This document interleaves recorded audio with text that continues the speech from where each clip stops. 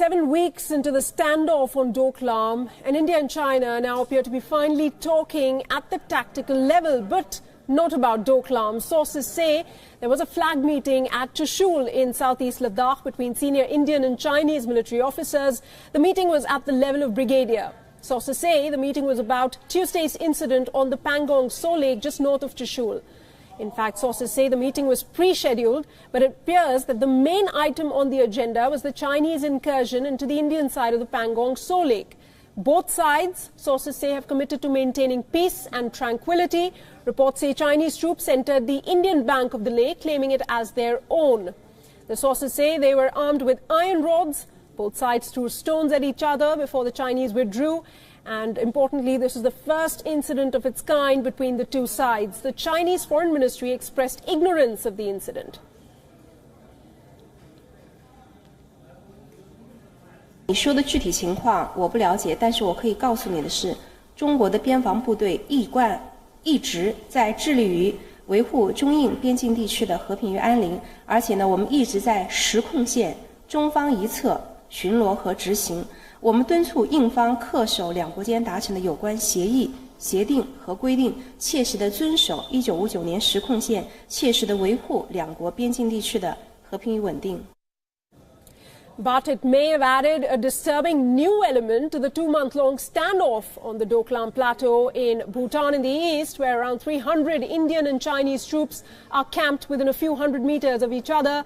China claims the territory as its own. India says the territory is disputed between Bhutan and China, and it has come to Bhutan's aid at its request.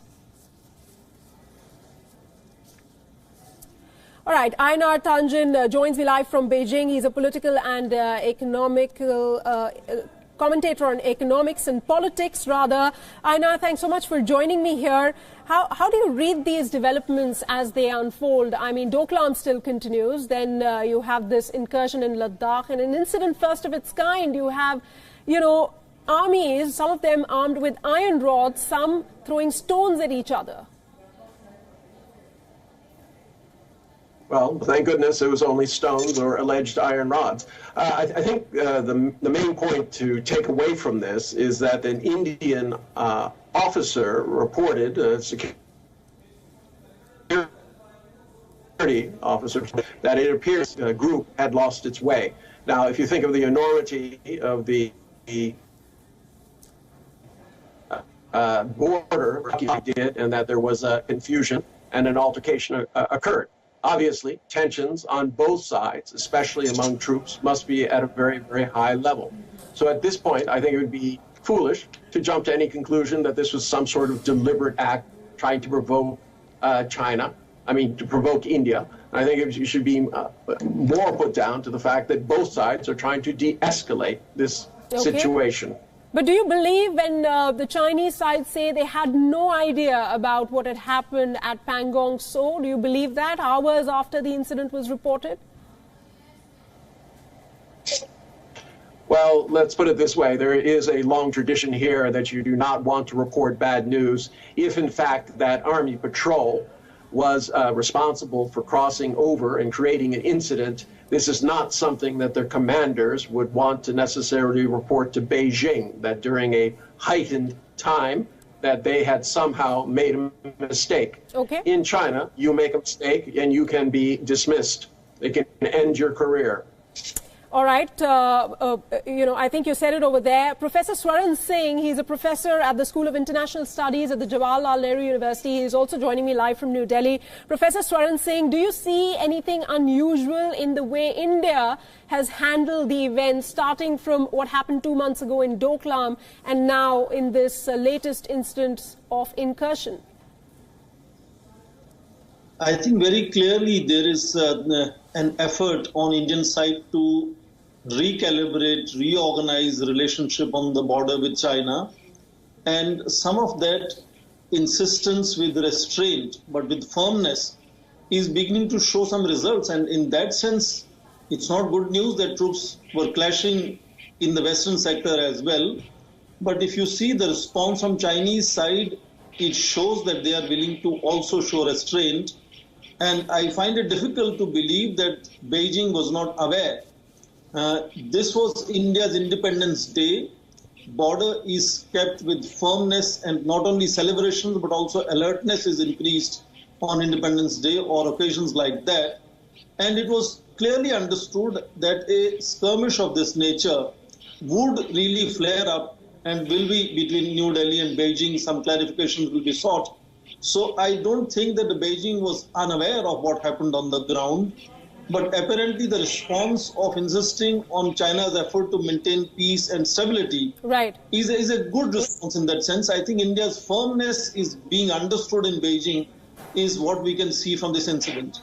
Okay, you say that message is being sent across and perhaps being received as well. In fact, let me try and go across to our guest in Hong Kong, Mr. Andrew Leong. I'm being told he'll be joining us in just a few moments. But Einar, coming back to you, internally, how is China seeing all of this?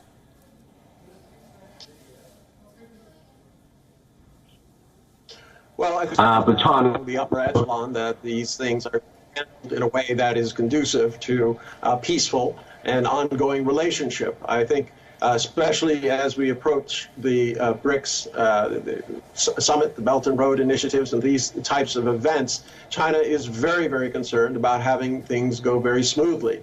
You can recall when Modi visited China, there was enormous efforts made to make sure that not only security, but that every attention to detail and that every effort was made to make sure that such a visit was productive and very comfortable for Modi. So I think this is part of the Chinese way of addressing things. They're very, very concerned about detail.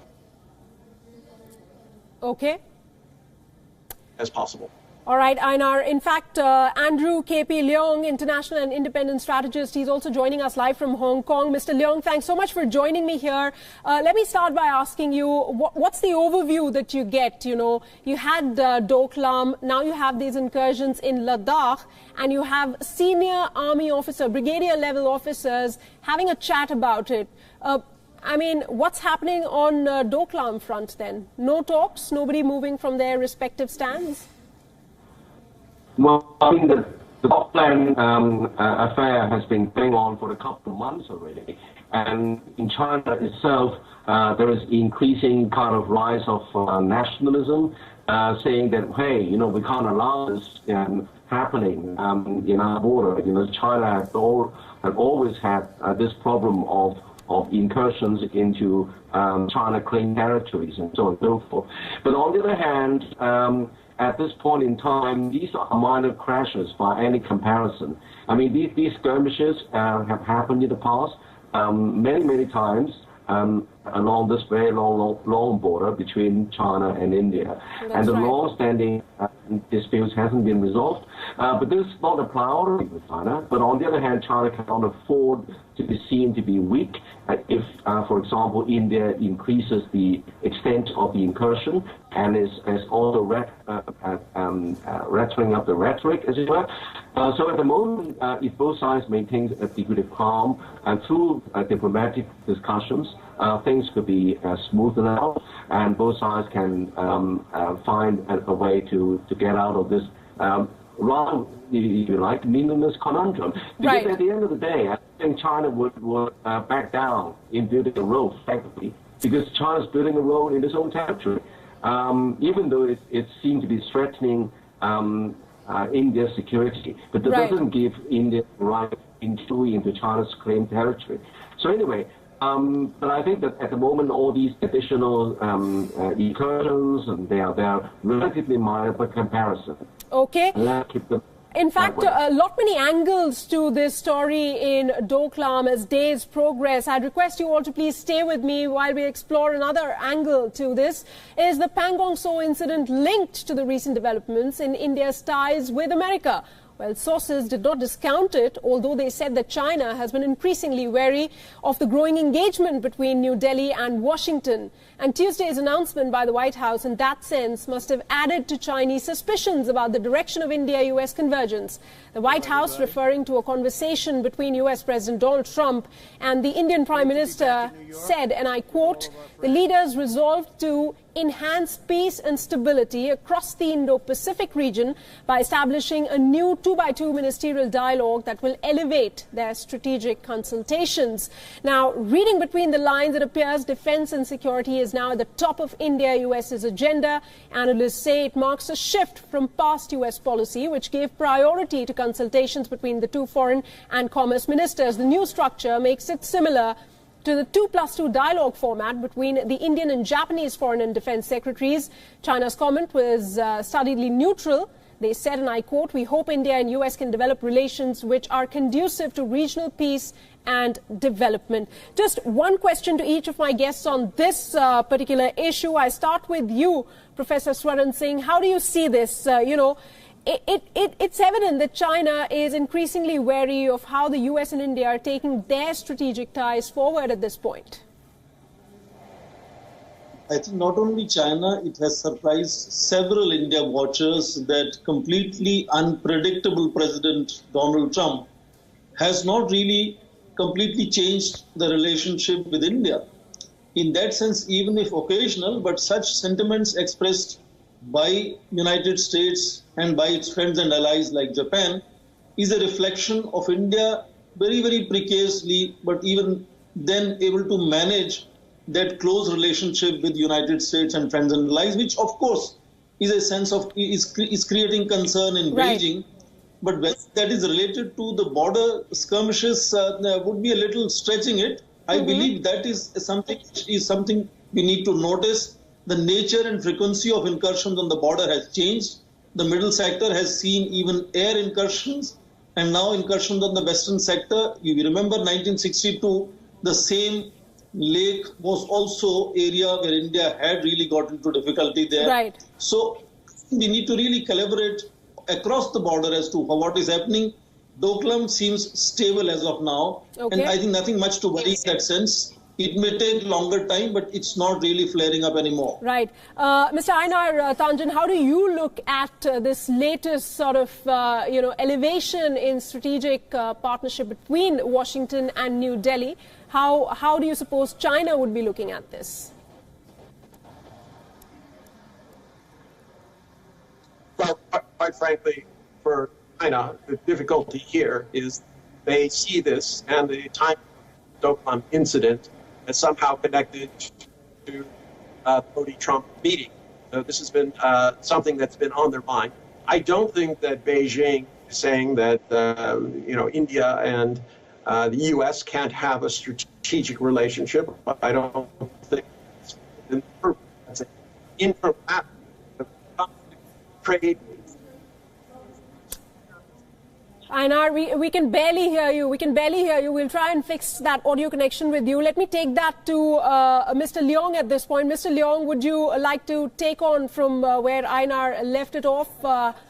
What is happening in China vis-a-vis looking at how India and US are taking their ties forward?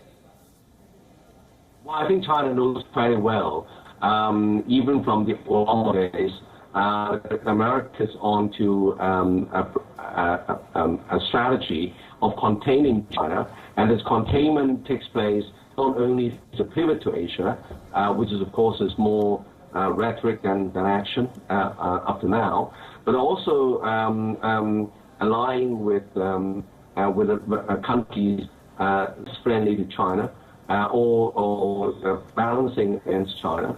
For example, in the Asia Pacific, that includes Vietnam, it includes originally the Philippines until now, of course, includes Australia and particularly Japan.